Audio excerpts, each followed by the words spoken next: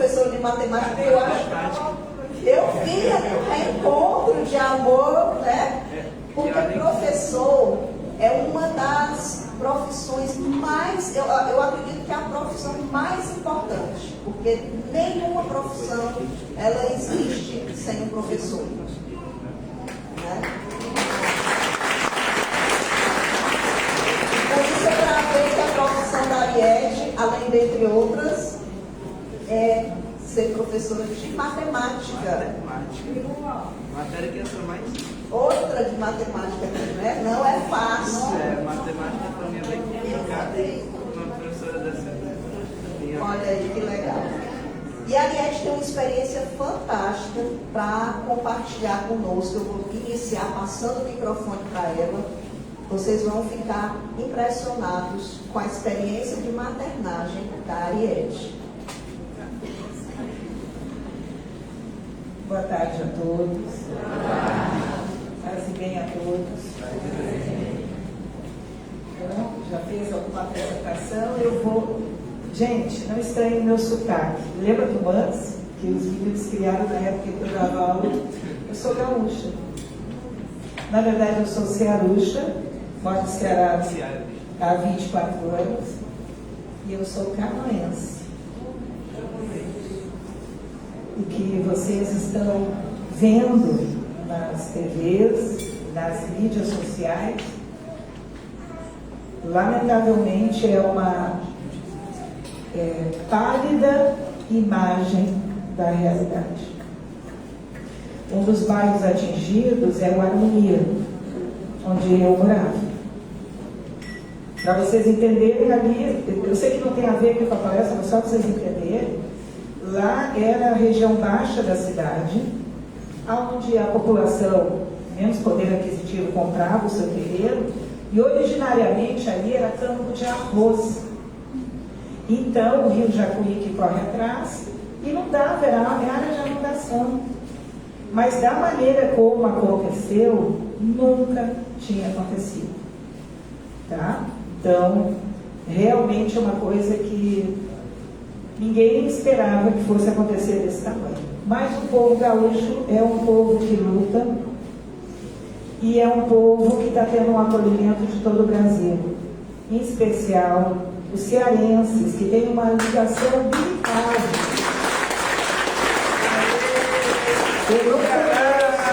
Eu não conheço um cearense que não tenha ido para o Rio Grande do Sul, ou um rio-grandense que tenha vindo para o Ceará e não quisesse morar no outro estado. Claro. E eu fiz isso há 24 anos atrás. E faz parte da minha história também que eu vou contar para vocês. Eu sei que eu vou ter que resumir em meia hora, tá? Então vai ser um pocket, uma história bem pequena. Alguns detalhes eu deixo para outras oportunidades e me coloco à disposição. A gente tem 2 vídeos que nós fizemos aqui, que quem quiser encontrá-los, que eu falo de evidências que sugerem a encarnação, e a gente gravou, o Átila está lá atrás. Nós fizemos, ele teve a paciência de me programava para 1 hora, eu falava 1h30. Então, meia hora aqui vai ser. Pessoal, então vamos lá, minha história. Meu nome é Ariete, sou filha de Ari, minha irmã Ariane.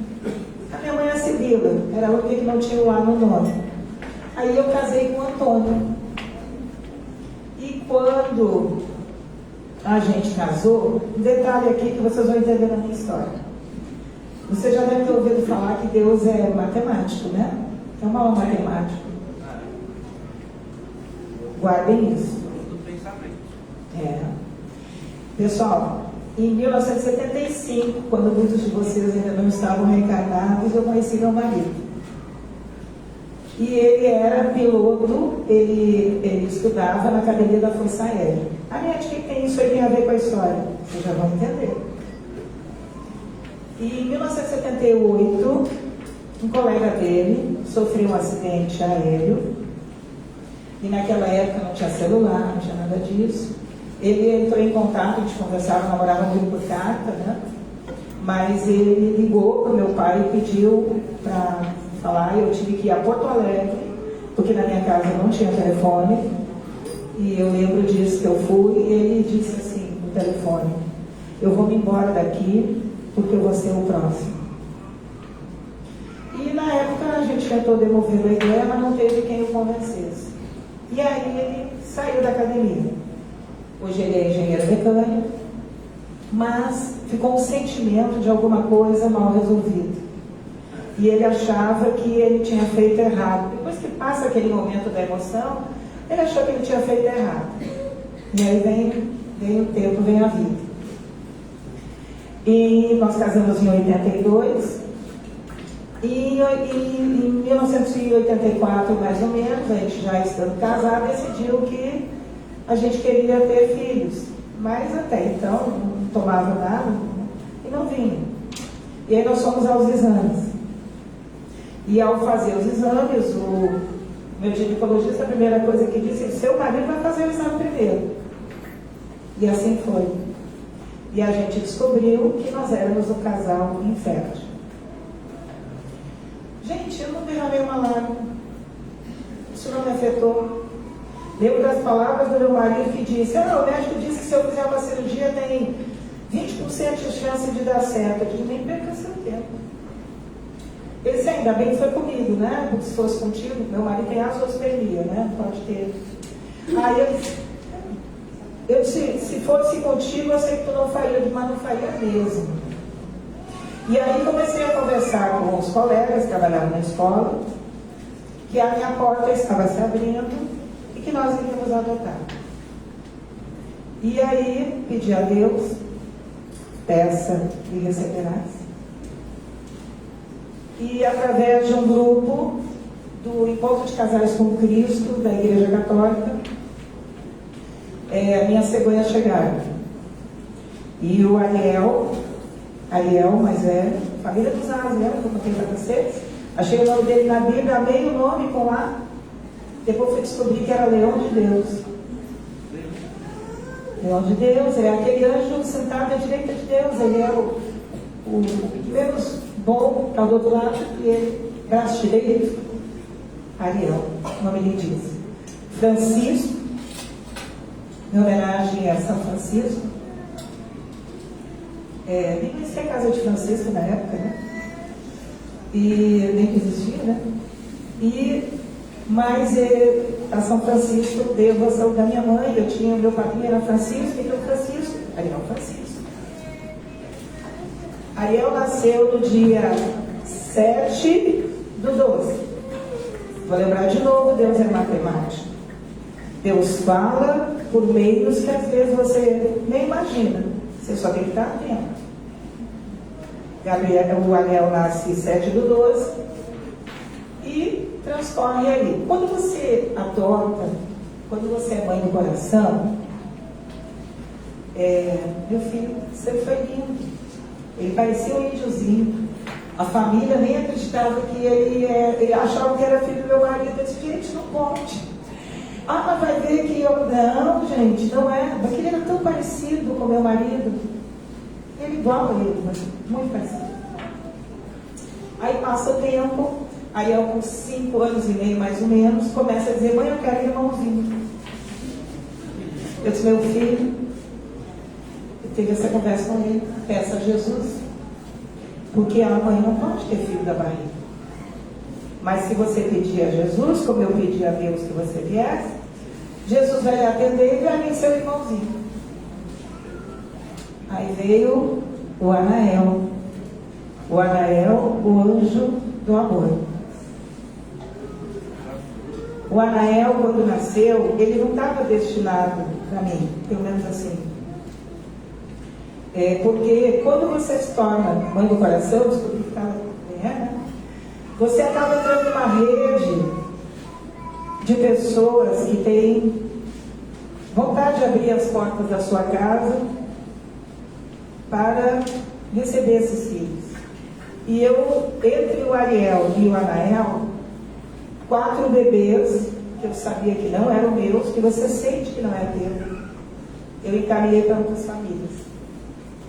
E quando o Anael chegou, ele até estava destinado ao casal que que era pai do Fernando Henrique, que foi um bebê que também veio através do nosso contato, assim. É aquela corrente de mãe, sabe? Uma vai dizendo para outra, vai dizendo para outra, e aparece a família, né? E o Anael era para uma outra família. E eu lembro que foi um dia de chuva lá em Canoas. Eu fui à casa dessa família dizer que não tinha telefone, assim, os telefones eram muito caros, né? Nós só fomos dizer que o Anael tinha nascido, a gente nem sabia que ele era Anael, né? Não ficava no nome, mas que. E aí ela disse: não, agora não. O Fernando Henrique está com pneumonia, eu não posso ter uma criança agora. Fui saber depois, conversando com ela, a Janete, que ela viu o brilho no meu olhar. E ela sentiu aquele sentimento que eu tinha tido pelos outros bebês. Ela sabia que o bebê não era dela. E ela disse: não. E quando aquela porta se fechou e nós saímos, eu entrei no carro de Antônio, vamos para Porto Alegre buscar agora. E o meu marido: agora. E nós trouxemos para casa o Anael. Eu vou lembrar uma coisa de novo para vocês. Zé, matemático. O Ariel nasceu dia 7/12. O Anael nasceu dia 8/6. 7 e 8, as datas do nascimento, os dias. 12 e 6, 126. Vamos para as coincidências? 78 e 126. Qual é a chance de eu jogar esse número numa loteria e ganhar? Remota. Era o número da academia do meu marido. Depois de anos, ele teve a resposta que ele queria, porque ele tinha que sair daquela academia. E aí o coração dele se acalmou. Eu sempre digo para ele que se ele não tivesse saído daquela academia, eu seria uma viúva e os filhos não teriam chegado. E aí passa o tempo e nós viemos para o Ceará. Essa família veio para o Ceará. Meu marido veio a trabalho primeiro, depois veio com as crianças. O Ariel já adolescente e o Anael com 7 para 8 anos. E aqui no Ceará nós vivemos uma outra experiência. Gente, eu não sou de berço espírita, tá? Meu berço era católico. Eu sempre brincava que eu era uma católica morna. Espero não ser uma espírita morna. Mas, em 2008, quando meu filho estava às vésperas de completar 23 anos, o Ariel, mais velho, ele sofre um assalto em Fortaleza, tenta fugir dos assaltantes, o carro desgoverna e bate no poste ao lado dele. Ele parte naquela hora. E a partir dessa dor, iniciou-se uma caminhada. Deixa eu falar uma coisa para você sobre essa dor. Quantos aqui já devolveram seus filhos a Deus, né? Já, né? Então talvez vocês vão entender melhor do que muitos, mas fica aí a experiência. A dor de perder o filho, de devolver o filho para Deus, ela não tem nome. Ela não tem nome. Por que ela não tem nome? Porque ela é uma dor tão imensa, ela mexe tanto com a gente, que ela não tem nome. Se você perder seu marido, ou sua esposa, você é viúvo.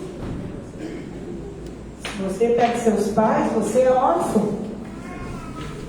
Mas quando você perde um filho, você se sente um nada. Porque é a dor mais temida por qualquer pai, por qualquer mãe, a partida de um filho. E aí eu vou dizer mais duas coisas, duas informações para vocês. Uma informação é boa e outra informação é ruim. Eu vou começar pela ruim. Essa dor jamais vai passar. essa dor não passa. Não importa o que você faça, ela não passa. Mas ela não justifica você tomar atitudes de revolta ou achar que você foi castigado. Gente, eu nunca tive isso no meu pensamento. Eu nunca condenei Deus pelo que aconteceu. Eu só queria entender. Mas nunca me revoltei, nunca me senti castigada. Eu sabia que aquele momento era um momento de virada. Então, a notícia ruim que eu tenho que dar para vocês, que é uma dor que você carrega. Esse ano vão se completar 16 anos. E se disser que eu não tenho saudade, não choro pelo meu filho, eu estou mentindo para você. Mas eu tenho uma notícia boa. Essa dor, a gente aprende a viver com ela. E essa é a notícia boa. Porque na dor, e aprender a viver com essa dor, você busca o entendimento dessa dor. E por isso aí vocês vão entender por que muitos de nós chegam ao Espiritismo pela dor. Porque as outras religiões não nos respondem. Não tenho crítica a ninguém, eu vejo que muita coisa se desviou, mas não responde, não é lógico. Eu, como professora de matemática, a minha mente funciona muito lógico. E aí, quando o Ariel partiu, o Newton trabalha comigo na escola. Ele foi na minha casa, ele foi recebido, e meu filho foi recebido por uma pessoa muito parecida comigo. Ai, gente, vocês me avisam se eu estiver muito, tá? Mas eu queria mais. São Tomé, gente, perde feio para mim. Entendeu? Aí uma grande amiga, era uma média ostensiva, viu o Ariel lá em casa, uma história tão longa. E ela me fez chegar a Sônia Rinaldi, que vocês talvez já devem ter ouvido falar, ao grupo de transcomunicação instrumental. E aí eu fui para São Paulo, eu recebi a primeira comunicação do Ariel em 2009, 15 de janeiro de 2009. Em março eu fui para São Paulo, aprendi a gravar, comecei a gravar desesperadamente. Eu não sei se pela dor, pela saudade, pela força da mãe, pela força do amor de uma mãe, o que foi que aconteceu, eu não sei. Só que eu gravava e eles me respondiam. E os áudios, todos podem ouvir. Existem transcomunicadores que gravam uma vida inteira e só conseguem alguns murmúrios, oi, estou aqui, sou eu. E eu consegui frases que começaram a me dizer, vou voltar, ninguém me segura aqui. O filho negro, você há de querer, o Ariel em cima. Eu tinha problema com a cor. O meu Ariel já era feijãozinho, eu sempre disse que eu tive um feijãozinho e um arrozinho. Porque o Ariel era o feijão e o Anael era o arroz. Meu marido é feijão puro. Então não tinha problema de cor não. Mas vejam bem que a transcomunicação começou a me dizer, te prepara, tu vai receber um filho e ele será negro. Gabriel é negro.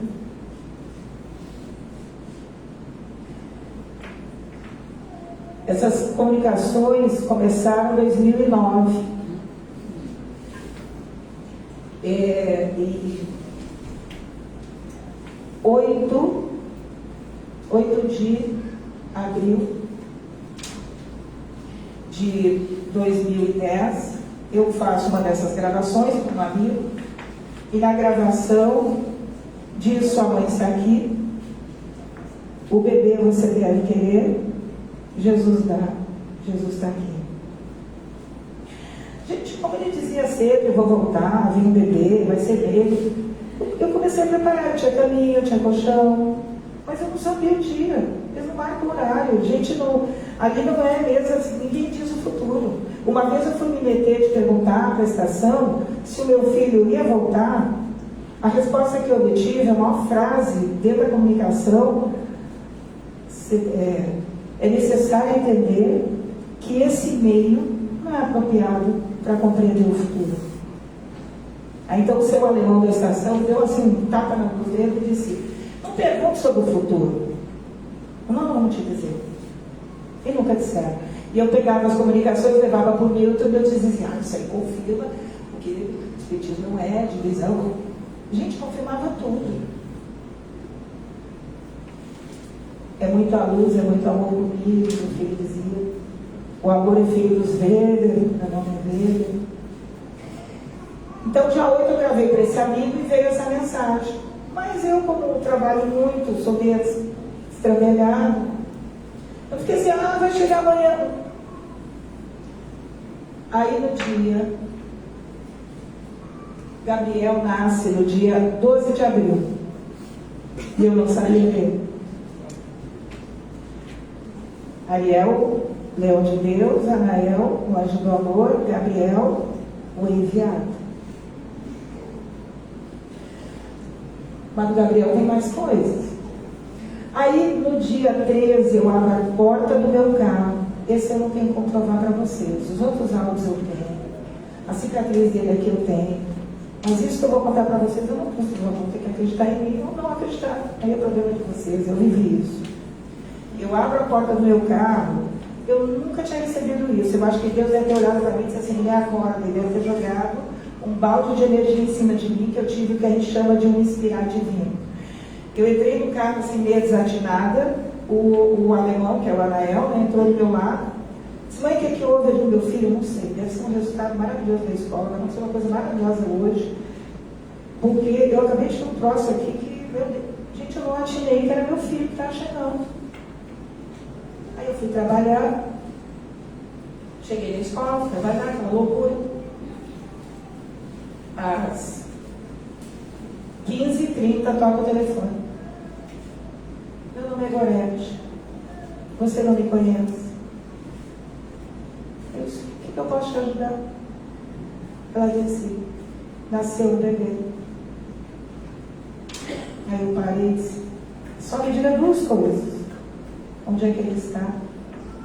Como é que eu faço para buscar? Ele nasceu a 2 quadras de onde eu estava. A mãe dele se chama Eliette. Ela me acompanhou em todo o processo de adoção.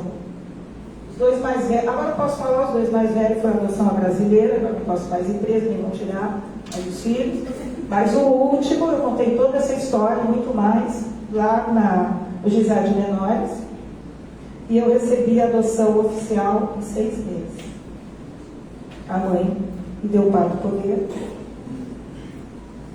Ele se conhece, a mãe dele, não tem relações afetivas, que moram conosco, né? Não quer ter essas relações, eu sempre respeitei. Isso é para outras histórias que não vou ter tempo de contar, tá? Então, o que é importante você saber? O Gabriel não ia se chamar Gabriel. Ele tinha que começar com A. Todo mundo é A, né? Antônia, Ariete, Ariane, Ari, Anael, Ariel. Ele era André. O nome que a minha mãe amava seria André.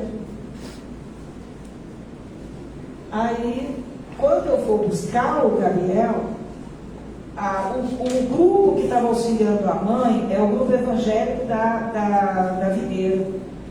E por isso que eu digo que meu filho é ecumênico. A Gorete era católica, do Shalom, a dona Socorro era da Videira, e a Ariete estava com uma lei espírita, né? Aquela coisa lá começando, né? E aí, ela dentro do carro, porque, gente, você cai entre nós, não sei se tem alguém evangélico aqui, mas vamos falar aqui. Os evangélicos têm muita coisa muito parecida com a gente aqui, né? Aí estava em grupo de oração, e não sei que lá que o grupo seu, da onde, disse que a única condição que o grupo pedia é que um dos nomes do bebê fosse Gabriel. Não fui eu que escolhi o nome Gabriel, foi um grupo de oração. Eu não ia botar Gabriel. Gabriel é o meu afilhado, o primo amado do meu filho. Gabriel, mas eu não ia batizar como Gabriel, eu ia ser André. Aí eu disse para a dona Socorro: dona Socorro, não tem problema não. O nome dele vai ser André Gabriel Weber dos Santos. Olha que nome lindo. Aí cheguei em casa com o Gabriel. Outros detalhes eu não vou poder contar aqui, senão já ultrapassei meu tempo. Cheguei em casa com o Gabriel, meu marido disse assim, não, ele tem que ser Francisco, em homenagem ao irmão. Eu só não tenho problema não. André, Gabriel, Francisco, Weber dos Santos, está quase o nome de rei. Gente, o nome dele vai ser pior, viu? Vocês já vão ver. Aí, vamos dormir, quer dizer, tentar dormir com aquela emoção, o filho, o bebê lá na cama, aquela coisa toda, aquela loucura. À 1h30 da manhã, minha irmã, que mora em Canoas, no Rio Grande do Sul, me liga. Zarete, você já registrou essa criança? Eu sabia, minha 1h30 da manhã, os cartões estão fechados, nem que eu quisesse. Ele não quer se chamar André. Eu, como é? Ele não quer se chamar André. Eu disse, não tem problema não. Ele vai ser Gabriel Francisco. Gabriel Francisco Weber dos Santos. Ele é um pouquinho mais que isso. Ele é Gabriel Francisco Dobrovolsky Jaworski Weber dos Santos.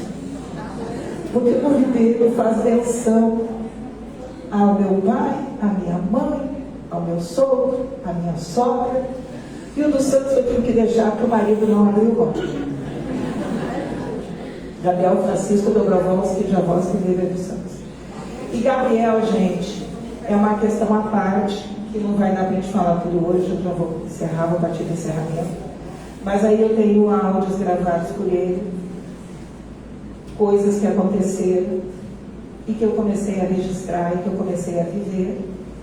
Ele, para vocês terem uma ideia, com 1 ano e 3 meses, ele acorda, como fazia isso desde os 4 meses, ele acordava chorando. Tanto que Gabriel dormia entre eu e meu marido, não tinha jeito não. Porque ele era 13h30, 4 da manhã, ele gritava desesperadamente, a gente dava a mãozinha, desde os 4 meses. E ele dizia, meu filho, você está em casa. E ele parava de chorar e imediatamente ele ia dormir. Aí eu fui estudar, né, gente? Eu não estava falando com o bebê. Eu estava falando com o Espírito que estava ali.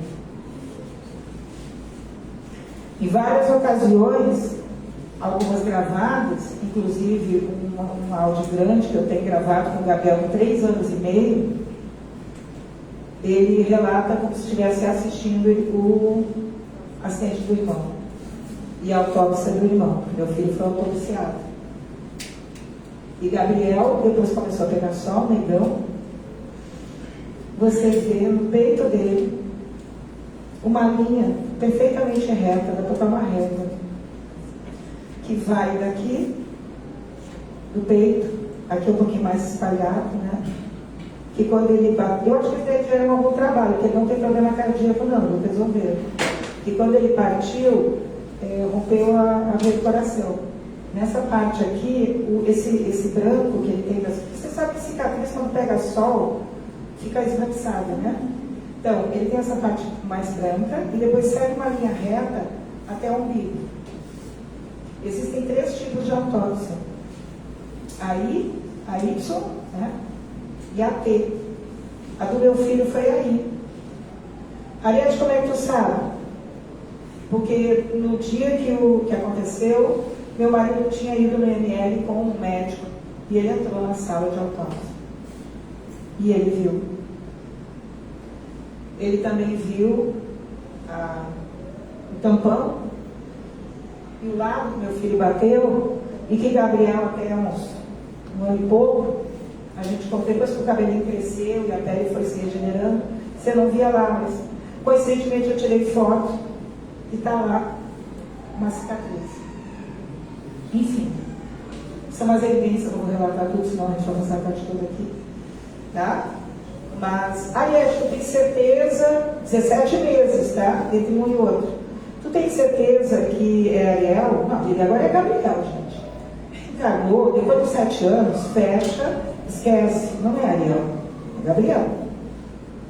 Mas tem um detalhe. Pegue o nome Gabriel, visualize, tire o G e o B. O que fica? Ariel. O Ariel está Gabriel. Se está do lado, se é o espírito, isso não faz diferença, nem para minha saudade, que continue, meu filho, nem para essa nova caminhada.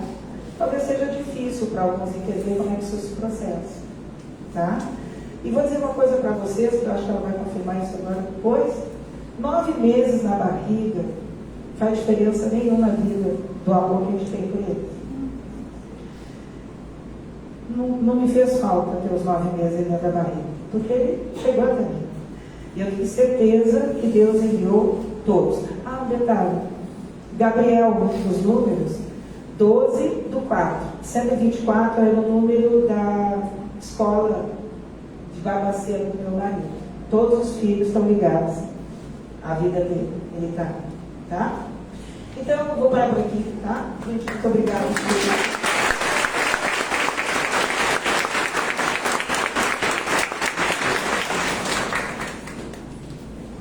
Gente, tem muita coisa aí. Oi? Gabriel está com quantos anos? Qual a idade do Gabriel hoje? 14 anos, 14. É 2009? Ele é 2010, 14 anos. Não tem semelhança física com o Mariel. Com o pai, sim. São os feijões. E aí a gente fica assim com essa suspeita, né? Foi um reencontro dessa família, principalmente desse pai com esses filhos, né? Carta, mas é porque a história é muito louca. Eu tive que fazer um copo. Olha aí, fez um pocket show aqui pra gente. Eu vou pedir só o João Paulo, traz aí uma carta e o meu Augusto, por favor. No intervalo de uma fala para outra, a gente vai ler aqui uma cartinha antiga.